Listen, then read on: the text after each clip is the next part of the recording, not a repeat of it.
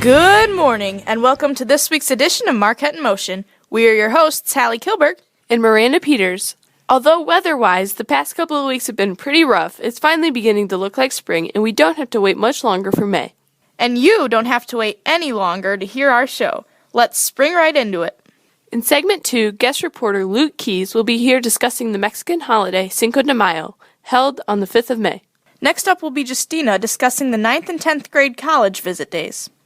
Then, Jeb and Garrett will be here with the sports report. And this week, with the upcoming Grandparents' Day celebration, we'll be interviewing finale director Mrs. Tricia Kilberg. And, as always, we'll round out the show by looking ahead. An exciting event coming up on the Marquette calendar is Grandparents' Day. On Friday, May 4th, Marquette will be proudly hosting the grandparents of its students for the annual Grandparents' Day. This exciting day will start off with Mass, as grandparents will attend church with their grandchildren. And after that, they will follow their grandchild to class, experiencing the child's everyday classroom atmosphere. Okay, maybe not their everyday experiences, because, let's be real, we all know that elementary kids don't play bingo all day every day.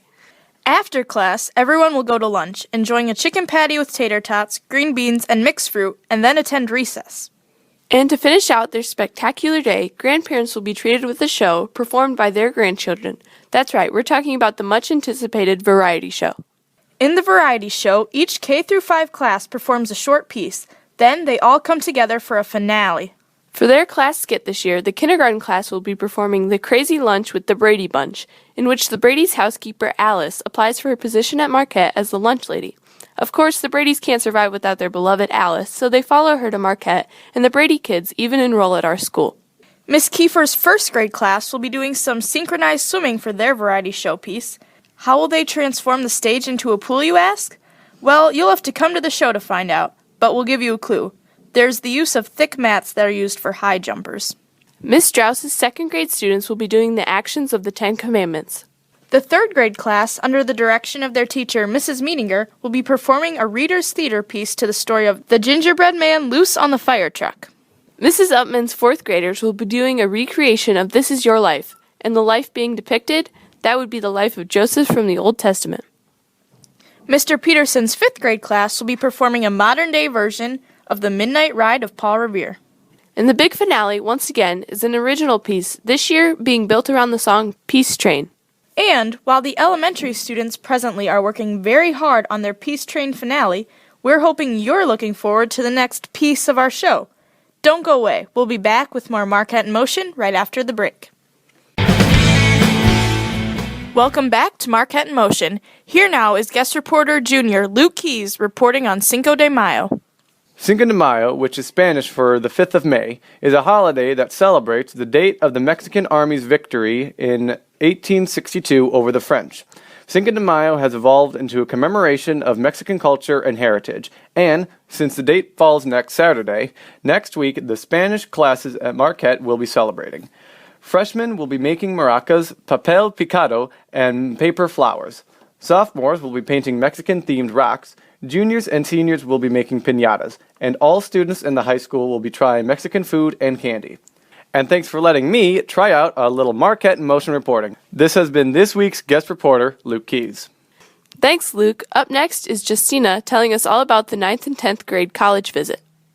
On Friday, May 4th, the freshmen and sophomores will be loading a school bus at around 8 o'clock with school counselor Julie Schmidt and high school lead teacher Mrs. Karen Timmerman to participate as a large group in a college day visit. During this day, the students will be visiting the 3 colleges located in Dubuque, Clark, Loras, and the University of Dubuque. When the students arrive at each college, they will get a tour of the campus and will learn about what specifically that college has to offer. Perhaps they will even bump into some Marquette alumni throughout the day. The students will even get to enjoy a free lunch, college-style, at Loras College.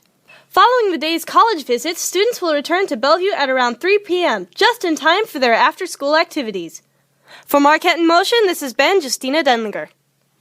Thanks, Justina. And now, let's hear how these after-school activities are going. Here are Jeb and Garrett with the sports report. Thanks, girls. Beginning with last week's results, the girls' track team traveled to Durant last Friday, April 20th. Here, Josie Tyson set a new school record in the 100-meter dash with a time of 14.58 seconds. Hallie placed second in the 3,000, and the girls placed first in the 4x8 with a time of 10 minutes and 33 seconds, which is a new season best. Annika Frank took home first in the 800 meter, and Paige took second in the 400 meter hurdles. Also, the soccer teams traveled to Alburnett last Friday.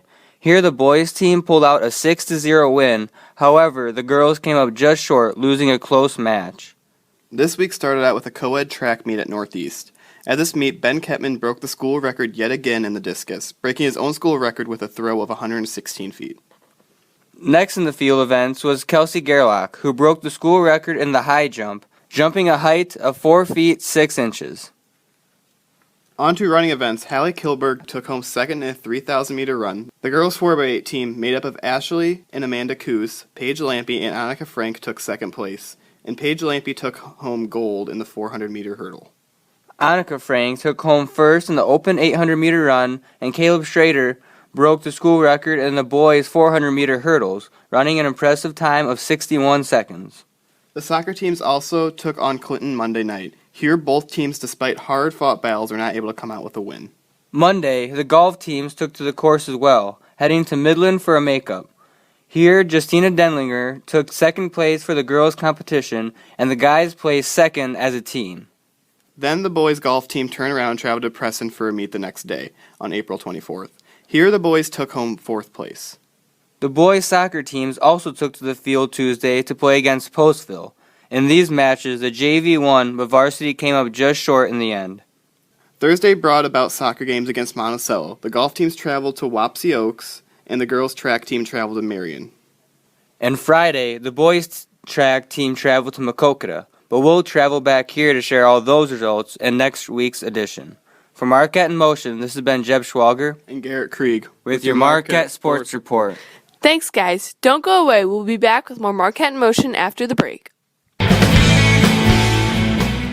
Welcome back to Marquette in Motion. And this week, with the upcoming Grandparents' Day celebration, we'll be interviewing finale director Mrs. Tricia Kilberg. Okay, so the variety show has become an annual occurrence here at Marquette, but it was started about 14 years ago. What inspired the idea for the variety show? Many years ago, another teacher and I were on our way back from a conference or a workshop, and we began talking about ways to make our students really involved in some sort of production. Many years ago, there was something that was held in the St. Joseph's gym, the old gym, and there were tables, and the audience members would come, and I think they enjoyed coffee or cakes or cookies or something, and it was just a really wonderful environment. And we thought, how can we bring that to the elementary? So we came up with the variety show, and it has been going strong ever since. So every year, the finale is a completely original show, and there are some pretty creative themes. So how and where are all of these ideas conceived? Whoa, well, I like to be creative, but typically I like to think about what's going on at the time. Last year, we had the theme of Country Roads, Take Me Home. That's when the song Forever Country was very popular. So we kind of did a spin-off of that, but for Jackson County. This year, seeing what's happening politically and also maybe in the world on a broader scale and even within communities, I think it became apparent that, maybe we as people need to really work a little harder towards peace.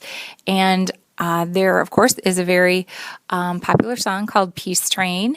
And so I was thinking about how to make peace kind of the theme and what to do with it. And my son, Gage, years ago, had actually made a little car out of a box. And I thought, what if all of the kids in the elementary made their own train car and they can become the peace train? And so that's kind of this year what inspired me, just what was going on maybe in the world or in the community. So we've seen the show in the past, and it always seems very polished, but with so many young kids in the show, where do the teachers begin, and how do you even teach it to the kids? Well, I like to have a very, very final script before I even give it to the kids. Just because if you make changes, it really confuses them, and it makes it so hard to continue on. So what I like to do is make an audio script for the kids who have lines to practice. So they just listen to that so that they can really get down the delivery and the cadence of the words. And then the teachers come together and we talk about ideas, props, blocking. When the kids come together, it is a little messy at first because there are a lot of uncertainties to work through.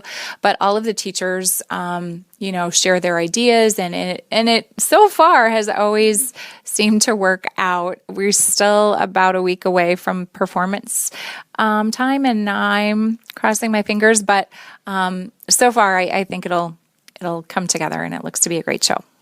And now the question I'm sure everyone is wondering, when can we come to view this show?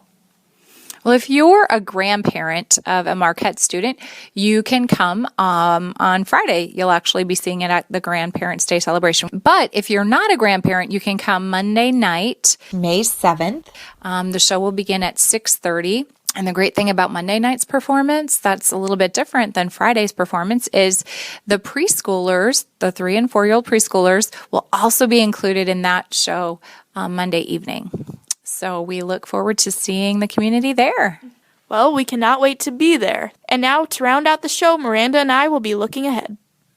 Monday the 30th, the boys golf team will be competing in the Tri-Rivers Conference meet at Pin Oak Pub and Links starting at 9 a.m. There will be a boys soccer game at home against West Branch starting at 5 o'clock p.m. The junior high girls will have a track meet at Cascade.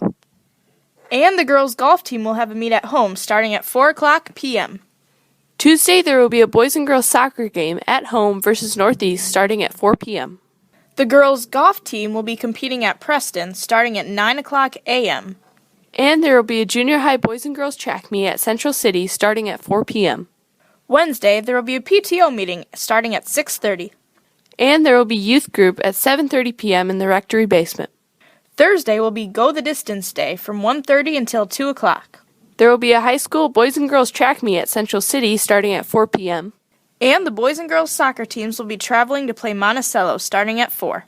And Friday will be a big day at Marquette. Grandparents' Day will be celebrated for kids K through 8. And the freshman and sophomore classes will be taking a field trip to visit the University of Dubuque Spartans, the Clark Crusaders, and the Loras Stewhawks. Do what? Do come back next week for more Marquette in Motion. For Marquette in Motion, this has been Hallie Kilberg.